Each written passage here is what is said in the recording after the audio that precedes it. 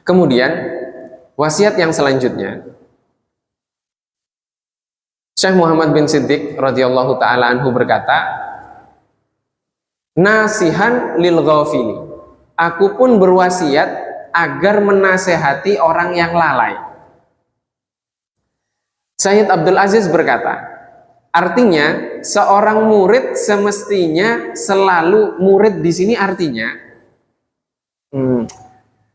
murid di sini artinya as-salik. As-salik, murid itu istilah timur. Istilah timur namanya murid.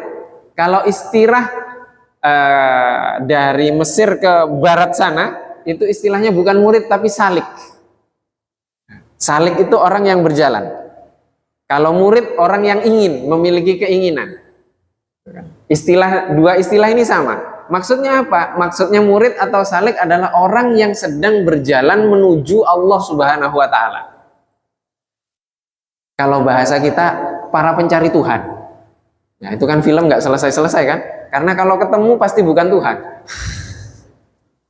Kalau ketemu pasti bukan Tuhan. Karena Tuhan itu tidak bisa ditemui, hanya bisa dirasakan. Hanya bisa dirasakan. Artinya seorang murid semestinya selalu menasehati mereka yang lalai akan Allah Subhanahu wa taala. Berpaling dari mengingatnya dan terjerumus dalam lembah kegelapan hawa nafsu dengan cara memberitahu akan keadaan mereka yang rusak dan keluar dari jalan yang lurus. Jadi mengajak orang yang menyimpang dari jalan yang lurus, terjerumus kepada lembah yang gelap untuk kembali ke jalan yang lurus, yaitu syariatnya Nabi Muhammad SAW. Dan penyampaian tersebut harus dengan halus dan lembut, sehingga hati mereka bisa menerima nasihat yang disampaikan, sebagaimana Allah Subhanahu wa taala perintahkan melalui firman-Nya berikut, ud'u ila sabili rabbika bil hikmati wal mau'izatil hasanah. Serulah manusia kepada jalan Tuhanmu dengan hikmah dan pelajaran yang baik.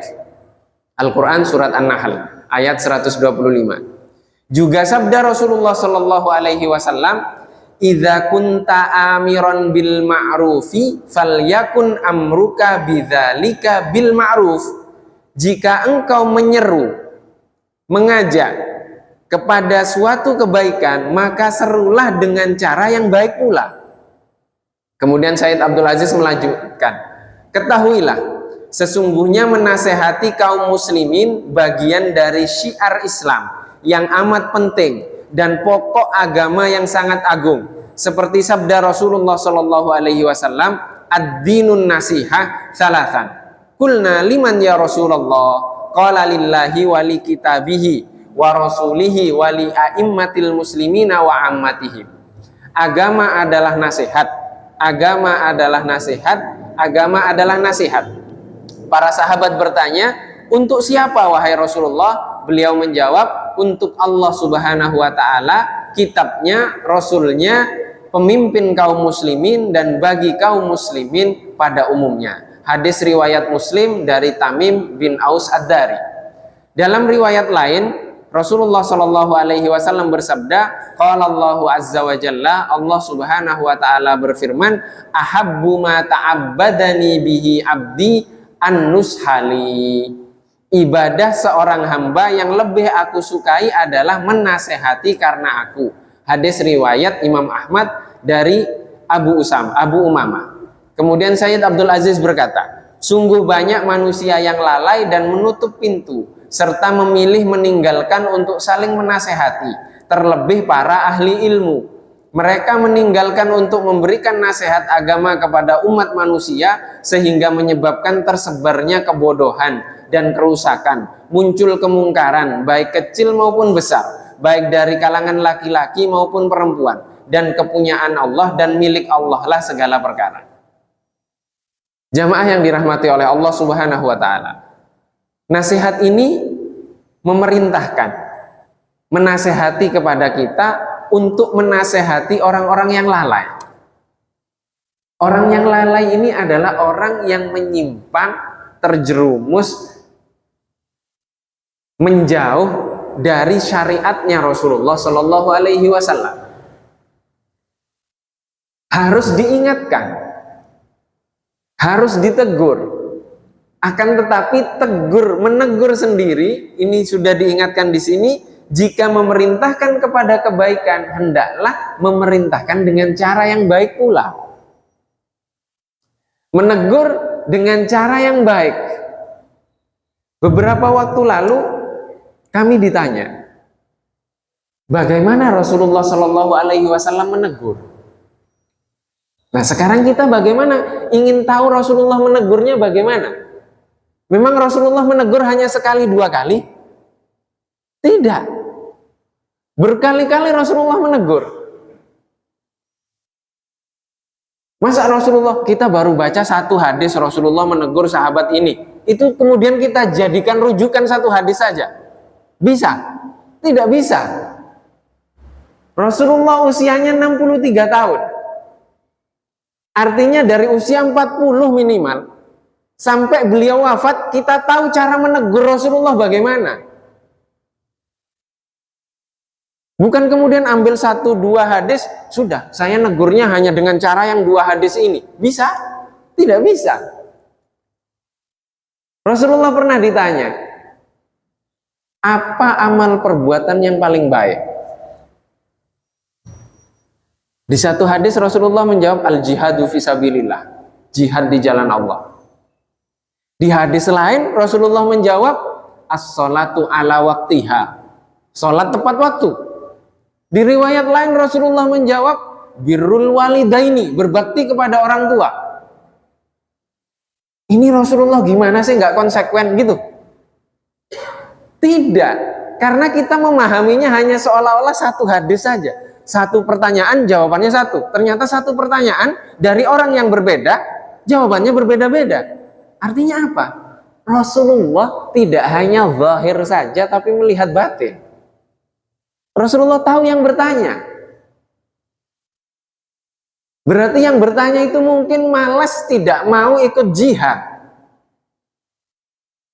Sehingga Rasulullah menjawab, al-jihadu fisabilillah. Jadi jihad fisabilillah utama bagi sahabat yang bertanya itu.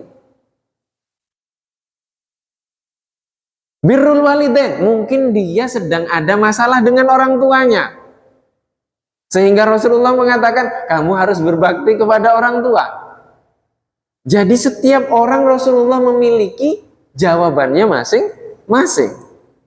Bagaimana kalau menegur? Disamaratakan oleh Rasulullah? Tidak sama. Tidak sama. Maka kita harus tahu bagaimana cara Rasulullah menegur. Memang sama Rasulullah menegur sahabat yang ada keimanan di dalam hatinya, ada kecintaan, tapi melakukan maksiat. Dengan sahabat yang itu munafik. Sama tidak? Tidak sama. Berbeda. Rasulullah menegur sahabatnya dengan menegur kafir Quraisy, sama? Tidak sama. Beda caranya. Sehingga di sini tidak bisa kita memahami tata cara menegur kecuali dengan memahami bagaimana Rasulullah menegur. Oh ternyata Rasulullah dalam kondisi seperti ini, seperti ini. Kondisi seperti ini, seperti ini. Kondisi seperti ini, seperti ini. Siapa yang paling mengerti Rasulullah? Sahabat. Setelah belajar sejarahnya Rasulullah, kita fahami kehidupan para sahabat. Setelah kehidupan para sahabat, kehidupan para tabi'in. Kemudian kita fahami kehidupan para ulama. Karena apa? Karena merekalah yang mencontohkan. Maka kemudian ada istilah apa? Ada istilah peringatan Maulid Nabi. Kenapa Maulid Nabi? Biar kita kenal Rasulullah, kehidupannya bagaimana.